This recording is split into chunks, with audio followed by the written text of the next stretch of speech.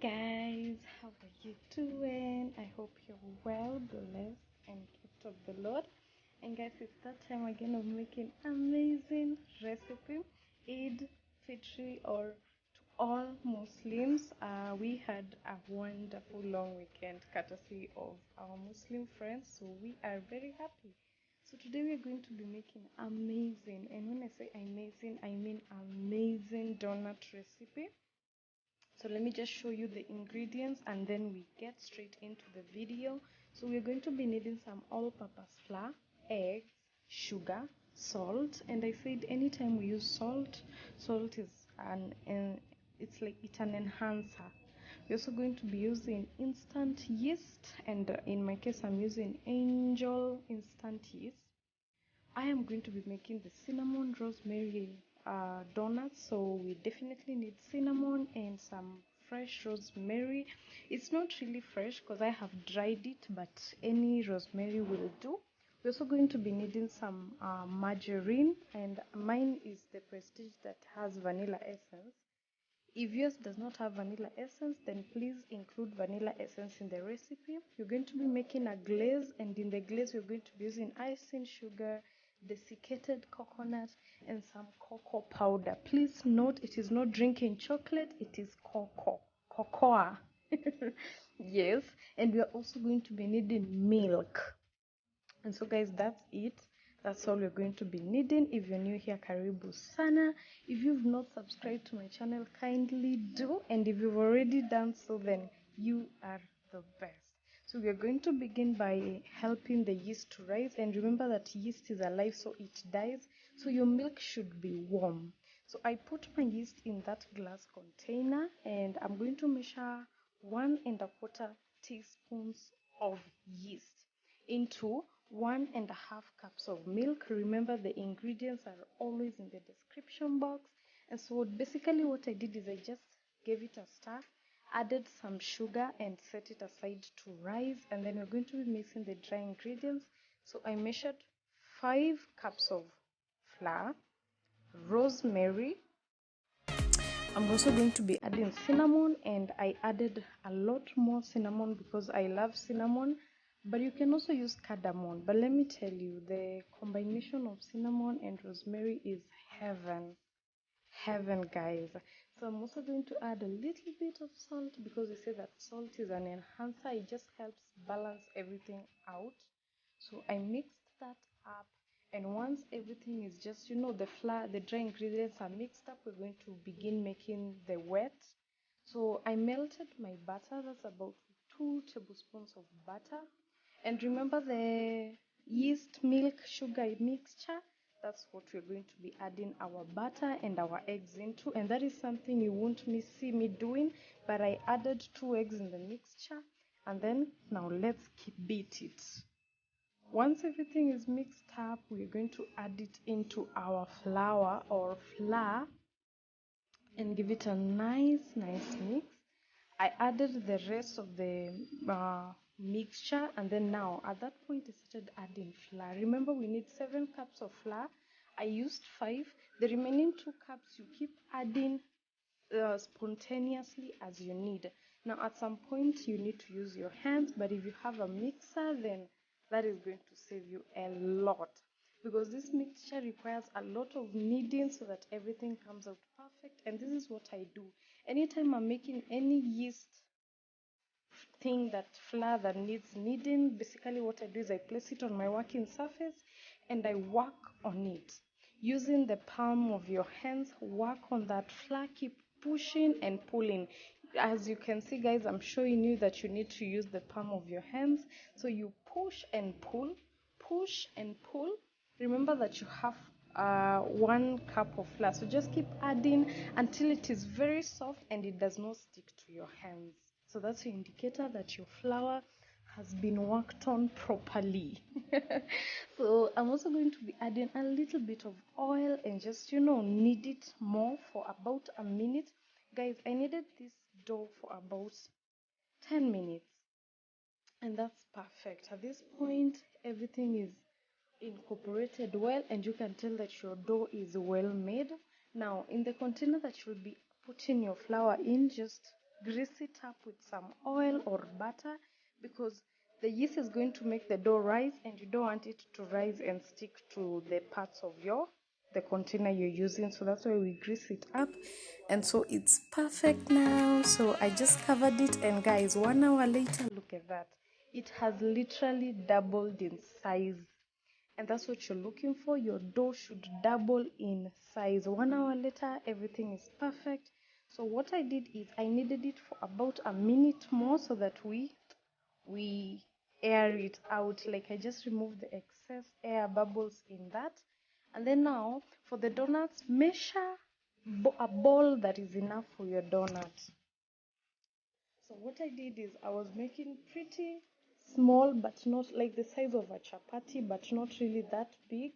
This is dependent on how big you want your donuts or how small you want your donuts to be. There are many ways of cutting your donuts. You can use the donut cutter, you can use a cup, you can use anything, but this is my favorite way of doing it. It's less tedious. The other way you can do it is you can roll out your dough and then cut it using a round circular thing.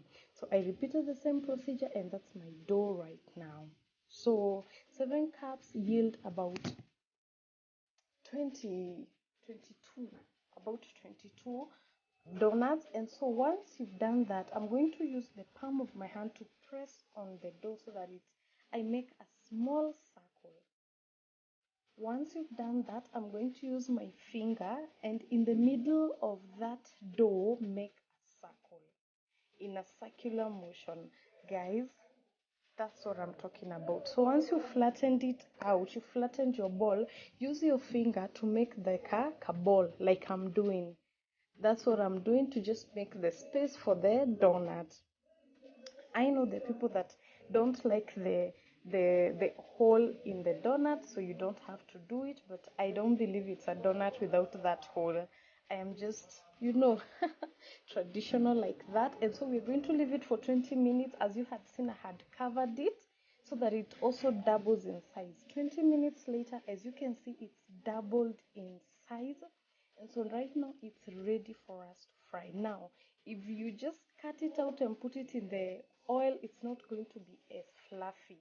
If you leave it for another 20 minutes for it to just double in size, you will love the fluffiness of your donuts. So I'm putting 3 donuts at a time because my souffle is quite small. So don't be limited by me. If your frying pan is bigger, then add more. Also ensure that the oil is not too hot so that the donuts don't burn on the inside and not cook well on the inside. So once my donuts have acquired a golden color, because that's what I want, I don't want them to burn, I'm removing them.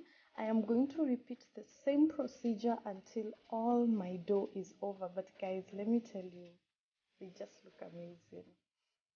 So I repeated the same procedure with all my dough, and at some point, guys, I was tempted to just start eating my donuts, and they were so yummy. So this is the last bunch of my donuts, and they look amazing, guys. Let me tell you, these donuts are just, they are literally on a lifesaver. Now, guys, I want you to look at this. That's how the donuts look, and that's the inside. It is well cooked, and now once you press your donut, it comes back quite quickly because it's air filled and it's very, very spongy. And that's how I love my donuts, and they turned out amazing. So at this point, I just put them on a rack for them to air dry, or rather to just cool, not dry. Sorry guys, for it to cool, because you need to glaze it up. Now, for the glaze, we are going to be using the things I had shown you. So now let's start making the glaze. So what I did is I melted 1 tablespoon, or rather 3/4 tablespoon of butter. And remember, mine has vanilla essence, so if yours doesn't, make sure you include vanilla essence in that mixture. I put my butter in the microwave to just melt it. I added my confectioner's sugar or icing sugar, and then I added 3 or 4. The milk is dependent on how thick or how thin you want your glaze to be. So at this point, I just mixed it up. Remember, what we have in there is butter, icing sugar, and some milk. So I mixed it and mix it well so that you get rid of any lumps in there. You want it to be smooth. Once you've acquired the consistency that you like, dip in your donuts. Yes, guys. And let me tell you, the donuts taste way amazing with the glaze. So please do not skip the glaze. Kindly, guys, do not skip the glaze. So I did the glaze two ways. I did the first one glaze, then the second one I added the cocoa powder that I had told you guys. And so I'm going to mix that up until everything is well incorporated. And as you can see, it's dark the way I want. So we're going to dip the other donuts. And my goodness, guys, let me tell you, the glaze, whether with chocolate, you can use food color to have it in pink color, in green color. It just depends with you, but that's a close up of how the donuts look. Now, on the chocolate ones, I added the desiccated coconut on top. I just basically poured it on it. There's no procedure. Once you've dipped it in the chocolate glaze, just sprinkle some sprinkles or desiccated coconut like I did, or anything that you really want. But guys, look at that. It looks amazing, and I guarantee you guys it tasted even way better. I love this recipe. Kindly try out and let me know on my Instagram handle how it turns out, guys. If you have not subscribed, then remember to do so. Give this video a huge thumbs up. Share it to people that you know love cooking and they just want to bring some vibe and zest to their kitchen. So that's it for today's video, guys. Thank you for watching until the end. Until next time, guys, stay safe. Love you guys. Bye.